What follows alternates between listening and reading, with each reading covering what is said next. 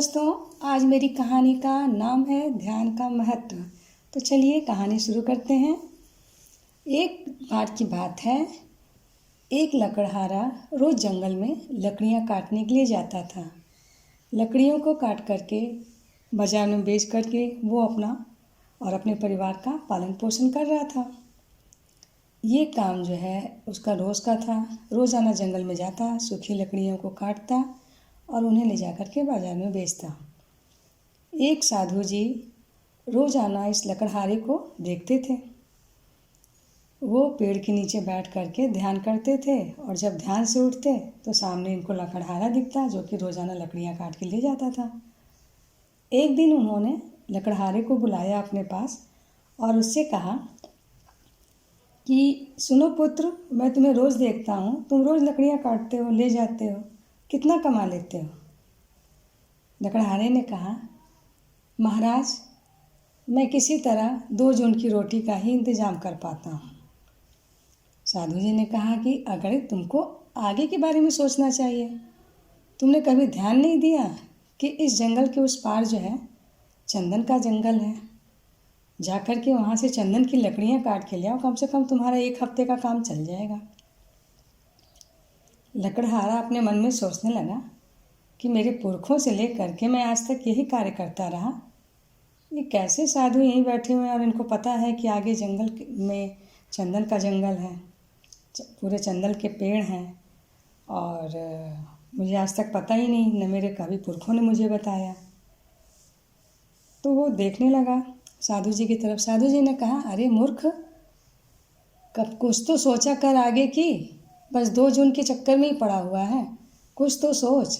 जब मैं तुमसे कह रहा हूँ कि आगे जो है जंगल के उस पार चंदन के पेड़ हैं, जा कर के वहाँ से लकड़ियाँ काट के ला, तो तू सोचता क्यों नहीं?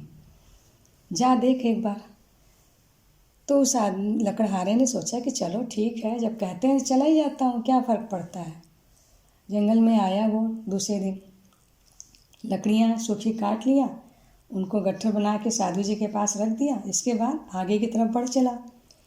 जब आगे गया तो देख रहा है तो सही में चंदन के पेड़ हैं। खुशी के मारे नाचने लगा। उसने वहाँ से चंदन की लकड़ियों को काटा और वापस आया। साधु जी से कहा, साधु जी आपका बहुत बहुत धन्यवाद, आपने मुझे ऐसा रास्ता दिखाया, अब तो मेरी हफ्ते भर की फुर्सत हो गई। ऐसा कह कर के धन्यवाद करते हुए वहाँ से जो सूखी लकड़ियाँ थी उनको भी उठाया गट्ठर और ले करके अपने घर को चला। अब 1 हफ्ते का इंतज़ाम हो गया। 1 हफ्ते अपना अच्छे से खाया पिया, फिर 1 हफ्ते बाद आया, फिर गया। इस तरह उसे कई महीने बीत गए। साधु जी ने देखा कि वो अभी भी चंदन की लकड़ियाँ ही काट रहा है। तब एक दिन बुलाया साधु जी ने, कहा कि अरे तू आगे की क्यों नहीं सोचता, इसी के चक्कर में क्यों पड़ा रहता है? अरे तू आगे की सोच। इसके चंदन के पेड़ों के उधर जो है चांदी की खदान है, जाके वहाँ से चांदी निकाल के बेच, महीने भर 2 महीने का तेरा खर्च चलेगा। वहाँ से लकड़हारा तुरंत दौड़ता हुआ जंगल के और आगे गया तो वहाँ उसने सही में देखा कि चांदी की खदान थी।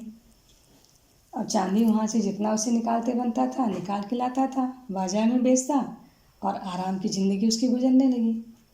अब धीरे धीरे खेत खलिहान भी खरीदने लगा। अब उसके पास खाने के लिए भी हो गया, खेतों में अन्न उपजाने के लिए भी हो गया। तो अब 2-2 3-3 महीने के बाद जो है लकड़हारा दिखने लगा साधु जी को। तो साधु जी ने फिर एक बार कहा कि जे मूर्ख, तेरी समझ में नहीं आता तो आगे की क्यों नहीं सोचता? तो उसने कहा, अरे महाराज, इसके आगे क्या हो सकता है? कहे, अरे इसके आगे सोने की खदान है, तू जा कर के वहाँ से सोना निकाल के ला, तो तेरी सालों की फुर्सत रहेगी। इसके बाद लकड़हारा फिर दौड़ता हुआ गया आगे, देखा तो वहाँ पे सही में सोने की खदान थी। वहाँ से सोना निकालता, बेचता और इसके बाद उसका जीवन और अच्छे से बीतने लगा। अब 1-2 साल बाद फिर लकड़हारा नज़र आता। साधु जी ने देखा, पूछा कि तू अभी वहीं का वहीं है? अरे और आगे की सोच। जो सोने की खदान है उसके आगे हीरो की खदान है, जा कर के हीरे निकाल वहाँ से। अब तो उसकी और चांदी हो गई। बल्ले बल्ले अपना जो है दौड़ता हुआ फिर गया तो देखा तो हमारे हीरे ही हीरे पड़े हैं। वहाँ से हीरों का बहुत बड़ा व्यापारी बन गया वो। और ऐसा करते करते अब उसके पास महल बन गया, हर चीज़ हो गया, किसी चीज़ की कोई कमी नहीं थी। लकड़हारा जो है अब राजा बन गया। राजा बनने के बाद फिर एक दिन उसने सोचा कि चलो चल करके साधु जी को अपने परिवार सहित मैं दर्शन करके आता हूँ। बग्घी निकली, बग्घी पे सवार हुआ लकड़हारा, जो कि अब राजा हो चुका था। अपने पूरे परिवार को लिया और जा कर के साधु जी के चरणों में गिर पड़ा। कहा, साधु जी आज आपके ही दिखाए रास्ते का ये वो है कि मैं इस तरह से आपके सामने एक राजा के रूप में उपस्थित हूँ। आपको मेरे परिवार की तरफ से बहुत बहुत धन्यवाद। तो साधु ने कहा, हाँ क्या अब इसके आगे की जाने की नहीं सोच रहा? तो कहे, क्या इसके आगे भी कुछ है? कहे, अरे मूर्ख, तुझे नहीं दिखाई देता कि इसके आगे भी कुछ हो सकता है? लकड़हारे ने पूछा, महाराज अब इसके आगे क्या हो सकता है? तब साधु जी ने कहा कि मैं तेरे सामने बैठा हूँ ना। क्या, हाँ आप तो बैठे हैं। कहे, तू ये भी जानता है कि मुझे सब पता था कि इसके आगे चंदन है, चंदन के आगे चांदी है, चांदी के आगे सोना है, सोने के आगे हीरा है। तो क्या मैं वहाँ से जा कर के ला नहीं सकता था? मैं मूर्ख था जो यहाँ पे पेड़ के नीचे बैठा हूँ ध्यान लगा के। क्या, हाँ महाराज साधु जी आप तो सब बात सही कह रहे हैं, लेकिन इसके आगे क्या है कृपया मुझे बताएं। हाथ जोड़ करके लकड़हारा साधु जी के सामने बैठ गया। साधु जी ने कहा कि इसके आगे है ध्यान। कहे, ध्यान? कहे, हाँ ध्यान, क्योंकि तुमने जीवन में अपने सब कुछ पा लिया है। अब तुम्हारी अवस्था हो चली है कि तू परमेश्वर का ध्यान कर। उसी ध्यान के चलते मैंने सारी चीज़ों को छोड़ रखा है, क्योंकि ये सब नश्वर है। लकड़हारे की बात कुछ समझ में आई, कुछ ऊपर से निकल गई। फिर वो हाथ जोड़ करके उनके पैरों में गिर पड़ा।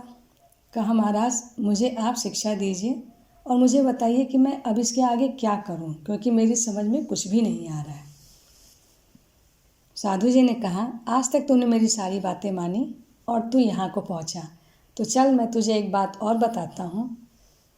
तू घर में ही रह करके, मैं नहीं कहता कि तू जंगल में जा सन्यासी बन या कुछ और कर, अपने परिवार में ही रह करके बस थोड़ा सा प्रभु का ध्यान लगाना शुरू कर।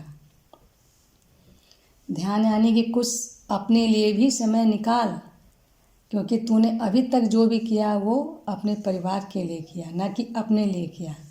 तो अपने लिए क्या करना है? तुझे प्रभु की शरण में जाना है, उनके ध्यान को करना है।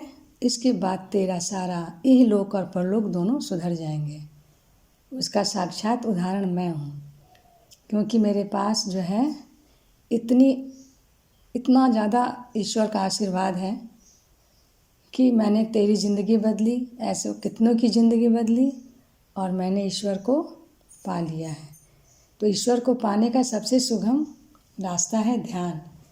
तू जाकर घर में ही नित्य सवेरे, नित्य प्रातः काल और सायंकाल में प्रभु का ध्यान कर। इस तरह से तेरी आत्मा में जो है प्रभु का वास होगा और धीरे धीरे तेरा जीवन जो है एकदम से बदल जाएगा और तू ईश्वर को प्राप्त कर लेगा।